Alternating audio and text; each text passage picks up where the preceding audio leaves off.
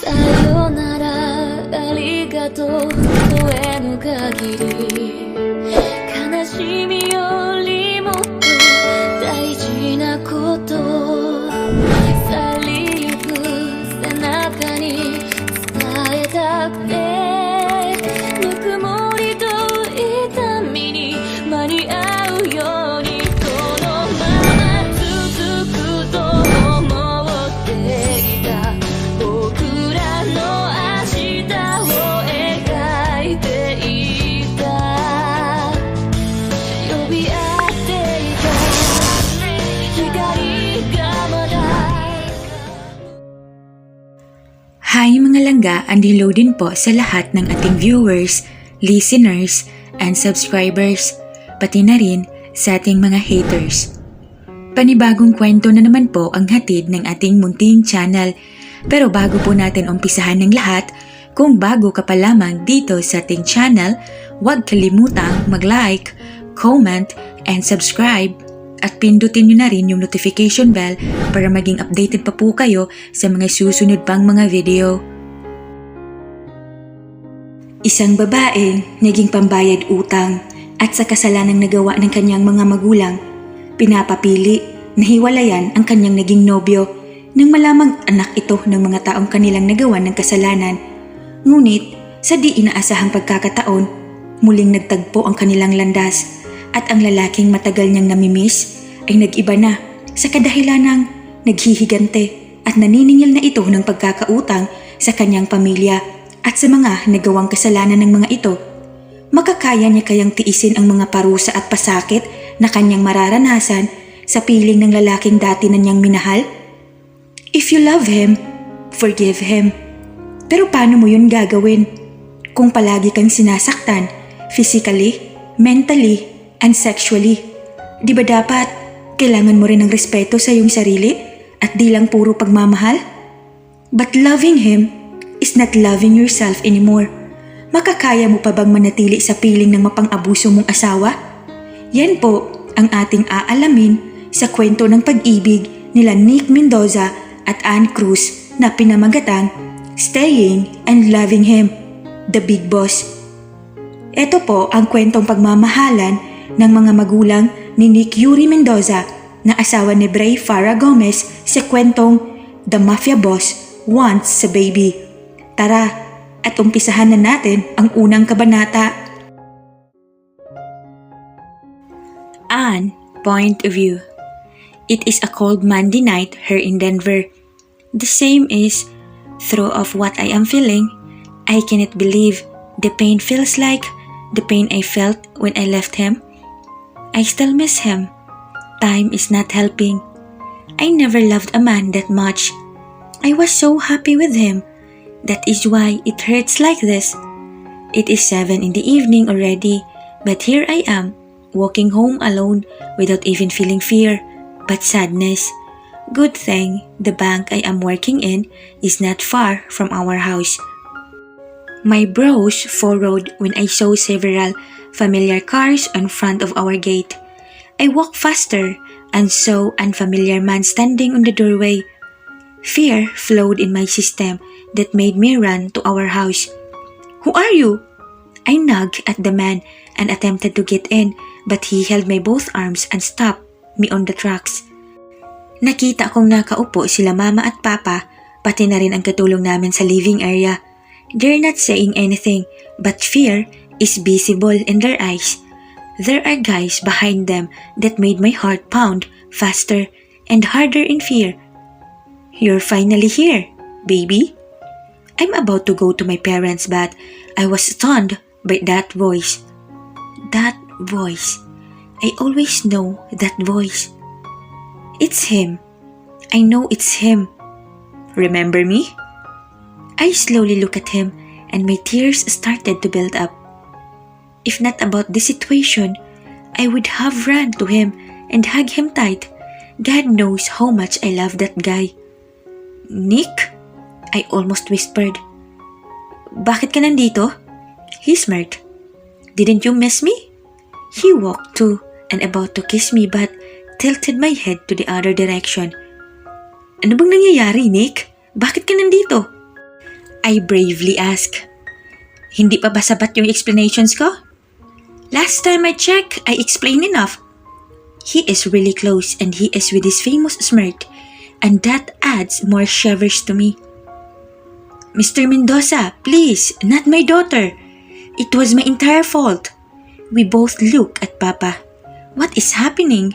There is sadness in his eyes. What's happening, Nick? I whispered, but instead of answering me, he walked to the sofa in front of my parents and sat. Okay, he calmly said. I won't put you in jail yet, or maybe I won't, but you must give me everything you have. What the hell, Nick? What are you saying? I angrily said. I chuckled like a madman. I am giving you months to prove me that it was not your fault, but I ain't playing dumb. I want your money, properties, investments, everything, including Anne. Si Anne na lang ang matitira sa amin, and you will get her too? Mama said that broke my heart. You know what will happen to her and to your properties if you will not clear your name to me. He glanced at me and smirked. She will marry me. Hindi ko alam kung nabingi na ba ako o ano. What the hell is he saying? Oo, alam ko. Alam ko sa sarili ko na mahal ko pa rin siya. Pero hindi ako tanga para isipin na pagkakasalan niya ako dahil sa pagmamahal pagkatapos ng nangyari sa amin. Wag naman ang anak namin. Magbabayad kami. Just a few more days. Mama gently said. Mrs. Cruz, have you forgotten that your debt is not just money? At kung mababayaran niyo ako, bakit hindi niyo mabayaran ang ibang inutangan niyo? He asked like he was mocking. You will also work for me. Formal niyang sabi. May eyebrows raised. Anong sinasabi niya? Anong ibig niyang sabihin? What will you do if I won't work for you? This is too much. Papa blurted in irritation.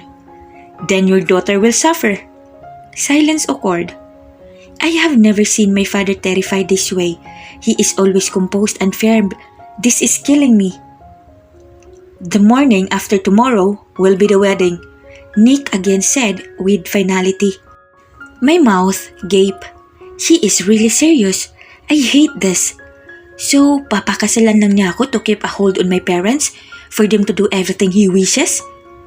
Mabilis naman yata, Mr. Mendoza. Mama softly said. I am a businessman, madam. Assurance and yes are what I always aim for. Nakangisi niyang sabi. Natahimik kaming lahat doon. No one dared to speak, that is why he continued. So, I guess it is a done deal. We have to go. Formal niyang sabi at sa katuluyan na silang umalis. Para akong nanghina sa mga narinig ko kahit hindi ko pa alam ang buong kwento. Ma, ano ba kasing nangyari? I bravely asked when I got back to my senses. Anak, ang nakapatay sa mami nila Nick ay kami ng mama mo. Papa said that was like a wrecking ball smashing my system. The thought that my parents killed someone never crossed my mind or even in my wildest dreams. Paano po yun nangyari? Papa sighed. I just know was that it all happened fast. Some men held us up. Ang naalala ko na lang, nasa gilid na kami ng tulay noon at may kotseng papalubog na. Kotse pala yun ni Mrs. Mendoza. Inayos ko ang lahat dahil akala ko wala kaming kasalanan. Pero nalaman lahat ni Nick yun. Nagalit siya sa amin, syempre. Kinuha ng MJC ang shares nila at unti-unting bumabagsak ang negosyo natin. Nangutang ako, anak, pero hindi na pala kaya ng business natin ang bumawi. Kaya humingi ako ng tulong sa MJC dahil madami na din ang nagbabanta sa buhay namin. I'm sorry, anak. So, ako po ang pambayad? I almost whispered. Hindi naman siguro ganun, anak. Si mama ang sumagot pero hindi ko na pinatapos. Yun din ba ang mga dahilan, mami, kaya pinilit niyo kong iwan siya? I coldly asked. Noong nalaman nila daddy na si Nick ang boyfriend ko, pinapili nila ako kung si Nick ba o sila. Of course, I chose them. Iniwan ko si Nick kasama ang mga kasinungalingan ko. Anak, pasensya ka. I don't need this mansion, I said with all the tears that I have been holding to burst out. All the emotions I have been keeping are all out. I do not need your money or houses in almost every country. Sana sinabihan niyo naman ako. I am 25, all grown up and matured. My mother stood and about to touch me but I moved away. Tama na po, Mama. Ayos lang sa akin. Okay lang po. Sige, Mama at Papa, magpapahinga na po ako. I ran upstairs, ignoring their call. Ano to? Ano nangyayari sa mundo? God, I'm in a big mess. Paano na kapag kasal na kami? Anong mangyayari? I told him I have cheated and all, and who knows what he could do to me. I stared at myself through the mirror. Kailan lang iniwan ko siya, tapos noong isang araw nakita ko ulit siya. At ngayon, nandito na ako sa isang hotel room habang inaayusan ng isang makeup artist. Just because today is the wedding. And to the hell with him, this is too fast. Oh, perfect. I wish I'm pretty too, just like you. Malambing na sabi ng nag-aayos sa akin pagkatapos ilagay ang mga maliliit na white flowers sa buhok ko. I smiled in return. Light lang ang makeup ko and he just let my long wavy hair down because that is what I wanted. Hey, are you nervous? That's normal. You are so blessed that you'll be tied with a very handsome, hot, rich, and young guy like him. He cupped my face. Thank you, I said as I hold his hands. I hope I am really just that lucky. Come on, let's get you dressed, he said and guided me to my wedding dress. On front of me is a beautiful gown, more like a white cocktail dress with thin straps and mermaid design. It's just simple but gorgeous. It's pretty, right? The guy said and chuckled. Here's your shoes. Inilabas niya ang mula sa isang pair ng D.B. Wingham stilettos made of glass. Its transparency shows butterflies in it.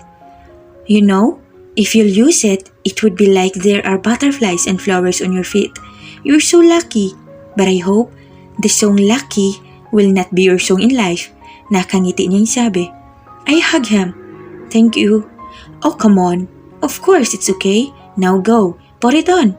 He turned around as I put the wedding dress. I was a bit in shock when he started singing. She said she's lucky, this Hollywood girl, na na na na na na na. But she cry na na na na na na.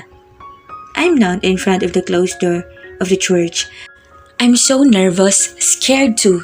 I think my heart would just crawl out of my throat and might throw it up anytime now. That is gross. The door opened and I can hear the beautiful song playing. I am now walking down the aisle. I am shaking, but I managed to keep it with a smile. I can see the crowd looking at me. Hindi madami ang dumalo. I bet businessmen mga ito. Loneliness filled me as I think about my parents. In my own wedding day. My parents aren't here. What could be worse? Nick looks more dashing in his black and white tuxedo and waxed hair. I never thought I would still end up with him despite of what happened between us. The ceremony was faster than I thought. After being tied with him through the knots, I lighted by the candle, exchanged rings and have the blessing. The priest finally said the words before ending the ceremony. I pronounce you man and wife in front of people and God. You may now kiss your bride. I faced him. I keep on blinking my eyes while he stares at me. Could I still run? I thought he won't kiss me, but he just did. I again felt his kiss after a month. It weakened my knees and even made a tear to fall. I've missed him. It feels like it was our first kiss. It feels like the kiss he had always given me when he still loves me. I smiled genuinely, but it just faded when Nick whispered some words in my ear. My whole world just stopped. Now, I'll have my revenge. Be ready to feel what it feels like to live in hell. He opened the door of this house and it made me happy and guilty at the same time upon wondering my eyes at it. The design is exactly what he was telling me before to be our house. He is also an engineer, so he designed this for sure. Fix your things so that we can eat. There goes the room, he said seriously as he points the door of the room he is telling and left. I went in. and the luxurious couches and king-size bed welcomed me. The mahogany table and swivel chair on front of the window is perfect. Inopen ko ang kaisa-isang pinto. There, I saw a laboratory mirror on top of it. I looked to my right and saw the rain shower inside a glass cube. May nakasilip na way sa side nito at nakita ko ang bathtub na glass din. Lalabas na sana ako pero napansin kong may door pa pala sa left side na malapit sa lavatory. I slid it and a wide walk-in closet is what I saw. Mga damit ni Nick, malamang. May malaking salamin din ito at may pinto na naman sa tabi. I opened it and saw the toilet. Okay, this room is something. I am about to go out pero nagulat ako sa pagsulpot ni Nick sa may pinto. I will stay with you here? I shuddered. Still do not know how to start a conversation with him after all that happened. Hindi ka pa pala tapos? And one thing more, it's my room and I just have to share with my wife. He stepped closer. Maligo ka na kung ayaw mong maligo tayong dalawa. Napaatras ako sa sinabi niya. His tone was scary. I brought shivers to me. I obviously all scared but he just laughed and went out. God, just help me deal with him. Mouth-watering foods are all prepared on a long and wide table. I hurriedly walked there when Nick saw me and stared at me. Tapos na ako. Ang tagal mo. You should eat. I'll take a bath. He stood and stand up. Oh, he said like he forgot something. Maids, I need you all still for now. He said again and went beside me as he waits the rushing maids. You have a vacation? He started. Some looked at me and smiled so I smiled back. I recognized some of them. You'll only be staying here for Saturdays for the general cleaning. The rest of the days, you can freely do what you want. I will not decrease any amount from your salary. Today's a Saturday. I know you cleaned well. You can go home tomorrow, he added. Naguguluhan ako sa sinasabi niya. Bakit niya pinapaalis? Oh, thank you sir, one of them said. But sir, who will clean? Tanong ng pinakamatanda. Imbis na sumagot, tumingin lang siya sa akin at ngumiti. Pack your things. Just be in here every Saturday. He said to them. Paalis naman na ang mga katulong at napaupo na lang ako sa isang upuan. Umupo naman siya sa tabi ko at tinitigan ako. So I look away.